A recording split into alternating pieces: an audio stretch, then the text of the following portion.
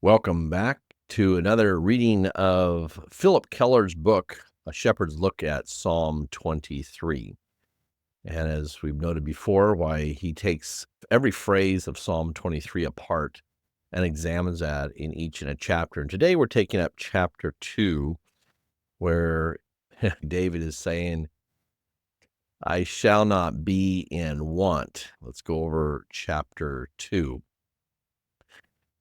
What a proud, positive, bold statement to make. Obviously, this is the statement of sheep utterly satisfied with its owner, perfectly content with its lot in life. Since the Lord is my shepherd, then I shall not want. Actually, the word want, as used here, has a broader meaning than might first be imagined. No doubt the main concept is that of not lacking, not deficient, in proper care, management, and husbandry. But a second emphasis is the idea of being utterly contented in the good shepherd's care and consequently not craving or desiring anything more. This may seem a strange statement for a man like David to have made it if we think only in terms of physical or material needs. After all, he had been hounded and harried repeatedly by the forces of his enemy, Saul, as well as those of his own estranged son, Absalom. He was obviously a man who had known intense privation, deeply personal poverty, acute hardship, and anguish of spirit. Therefore, it is absurd to assert on the basis of this statement that the child of God, the sheep in the shepherd's care, will never experience lack or need.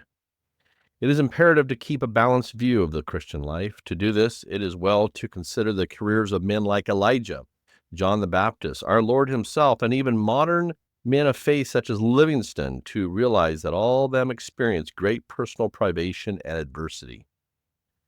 When he was among us, the great shepherd himself warned his disciples before his departure for glory that, this is John 16:33, in this world you will have trouble, but take heart, I have overcome the world.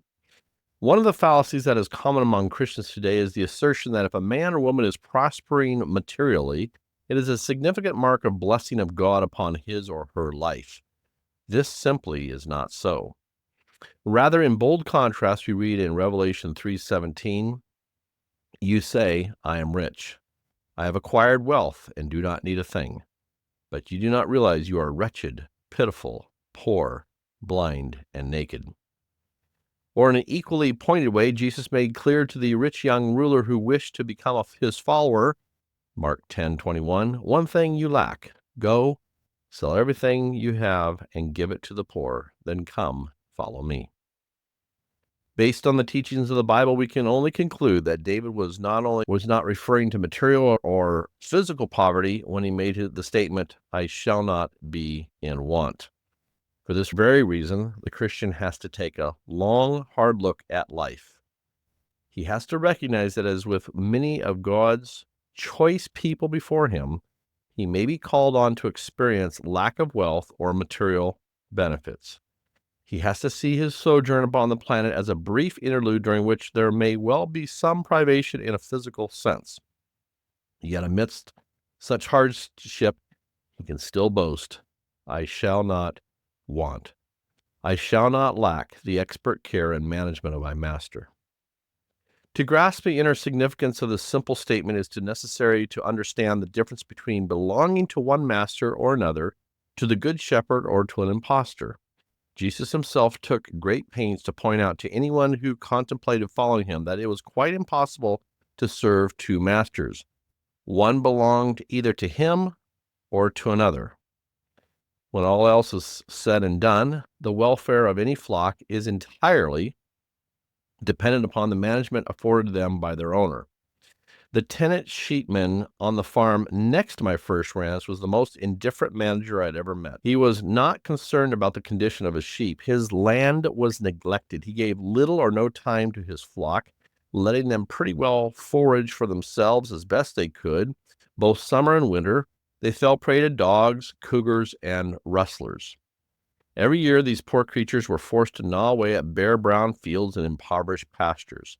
Every winter, there was a shortage of nourishing hay and wholesome grain to feed the hungry ewes. Shelter to safeguard and protect the suffering sheep from storms and blizzards was scanty and inadequate. They had only polluted, muddy water to drink. There had been a lack of salt and other trace materials needed to offset their sickly pastures. In their thin, weak, and diseased condition, these poor sheep were a pathetic sight. In my mind's eye, I can still see them standing at the fence, huddling sadly in little knots, staring wistfully through the wires at the rich pastures on the other side. To all their distress, their heartless, selfless owner seemed utterly callous and indifferent. He simply did not care. What if his sheep did want green grass, fresh water, shade, safety, or shelter from the storms? What if they did want relief from wounds, bruises, diseases, and parasites? He ignored their needs. He couldn't care less. Why should he? They were just sheep, fit only for the slaughterhouse. I never looked at those poor sheep without an acute awareness that there was a precise picture of those wretched old taskmasters, sin and Satan, on their derelict ranch, scoffing at the plight of those within their power. As I have moved among men and women from all strata of society as both a lay pastor and a scientist, I have become increasingly aware of one thing. It is the boss or the manager or the master in people's lives who make the difference in their destiny. I have known of some of the wealthiest men on this continent intimately, only some of the leading scientists and professional people, despite their dazzling outward show of success. Despite their affluence and their prestige, they remain poor in spirit, shriveled in soul, and unhappy in life. They were joyless people, held in the iron grip and heartless ownership of the wrong master. By way of contrast, I have numerous friends among relatively poor people who have known hardship, disaster, and the struggle to stay afloat financially. But because they belong to Christ and have recognized Him as Lord and Master of their lives, their owner and manager, they were permeated by deep, quiet, settled peace that is beautiful to behold. It is indeed a delight to visit some of these humble homes where men and women were rich in spirit, generous in heart, and large in soul. They radiate a serene confidence and quiet joy that surmounts all the tragedies of their time. They are under God's care, and they know it. They have entrusted themselves to Christ's control and found contentment. Contentment should be the hallmark of the man or woman who has put his or her affairs in the hands of God. This especially applies in our affluent age. But the outstanding paradox is the intense fever of discontent among people who are ever speaking of security. Despite an unparalleled wealth in material assets, we are outstandingly insecure and unsure of ourselves and well-nigh bankrupt in spiritual values. Always men are searching for safety beyond themselves. They are restless, unsettled, covetous, greedy for more, wanting this and that, yet never really satisfied in spirit. By contrast, the simple Christian, the humble person, the shepherd sheep can stand up and proudly boast, "The Lord is my shepherd, I shall not be in want." I am completely satisfied with His management of my life. Why? Because He is the sheepman to whom no trouble is too great as He cares for His flock. He is the rancher who is outstanding because of his fondness for sheep, who loves them for their own sake as well as personal pleasure in them. He will, if necessary, be on the job 24 hours a day to see that they are properly provided for every detail. Above all, He is very jealous of His name and high reputation as the Good Shepherd. He is the owner who delights in His flock.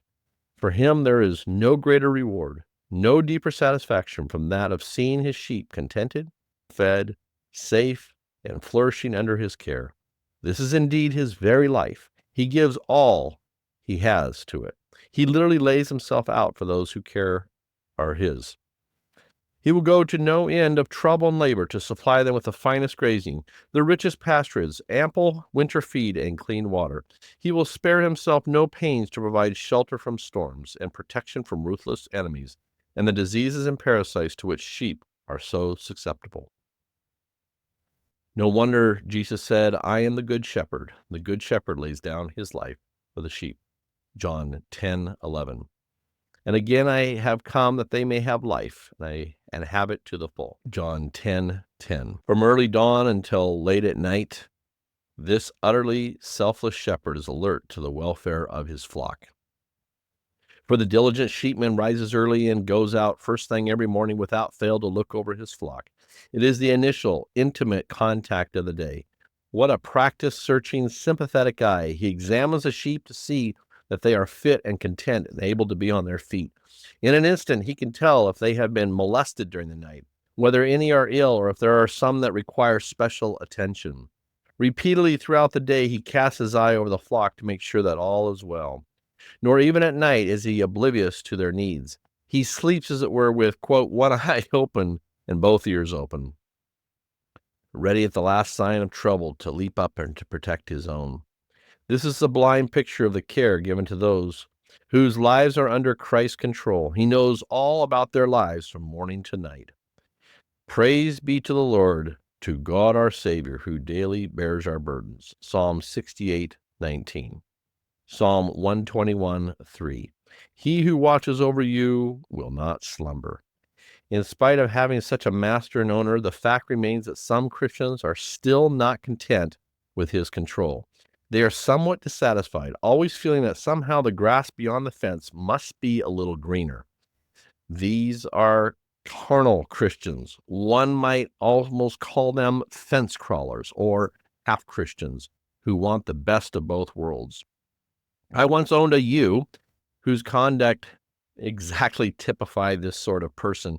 She was one of the most attractive sheep that ever belonged to me. Her body was beautifully proportioned.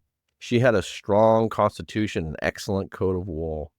Her head was clean, alert, and well set with bright eyes. She bore sturdy lambs that matured rapidly.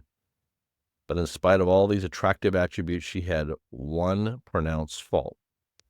She was restless, discontent, and a fence crawler.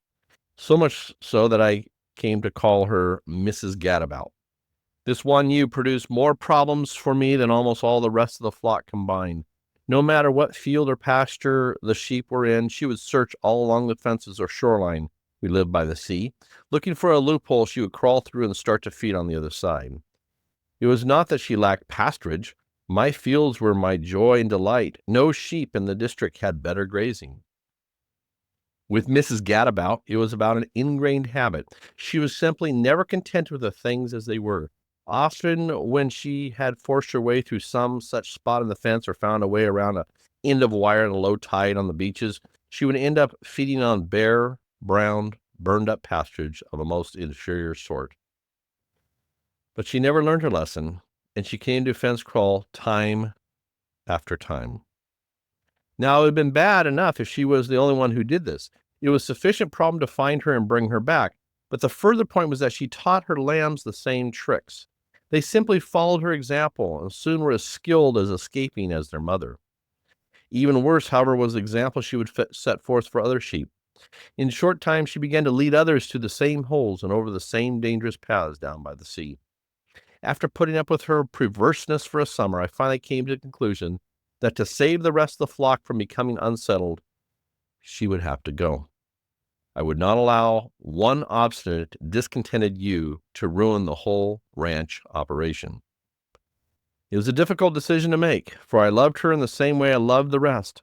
Her strength and beauty and alertness were a delight to the eyes. But one morning I took the killing knife in hand and butchered her. Her career of fence crawling was cut short. It was the only solution to the dilemma. She was a sheep who, in spite of all that I had done to give her the very best care, still wanted something else. She was not like the one who said, quote, "The Lord is my shepherd, and I shall not be in want."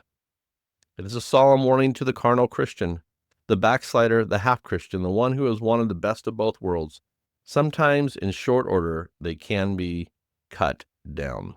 That's quite a solemn thing with regards to that one ewe that he had that was always fence crawling and a beautiful specimen of a sheep, if you will, and bore great lambs. It had so many fine qualities. But at the end of the day, it could not continue to be allowed in the flock, and so he had to take the butchering knife to the ewe. If I can relate a chicken story real quickly, we had chickens, and we would carry a batch of chickens, little chicks that were probably, we would do this every 24 to 30 months. We'd order a brand new batch of chickens coming in every year and a half or so. And every year and a half, these hens would grow up, and out of the 24 to 30 hens that would sit there, there would be 3 or 4 that would wander out of the pasture, which they were completely able to graze over a full acre and a half of pasture. But they would gather in, 3 or 4 of them would jump the fence or crawl through the fence that I had tenderly tried to fence up and go into the vineyard next door. The vineyard next door is where the coyotes were roaming. And so oftentimes a hen would get out there and think grazing was better out in the vineyard. And in doing so at night, she came back in. She couldn't quite find that same hole that she left in, so she would huddle down in the clump of grass. And in the morning, why, there would be a clump of feathers sitting there because, why, the coyote knows how to find the chicken. He knows how to find the one that has strayed, that has crawled to the fence. And so this would happen year after year. And it came to my attention, it came to my mind that, you know what? This chicken that just got eaten right now didn't know about the chicken that just got ate 18 months ago, 24 months ago in the last generation, or the one generation before that. Yes, out of every hen batch of these things of 20 or 30 hens, there would be a handful that would find themselves desiring to be outside of the large pasture that I had given them. And therefore, they were finding themselves to be a food for the enemy. And so it is today. There are those that wander. They want to find the holes. They want to find out their own way.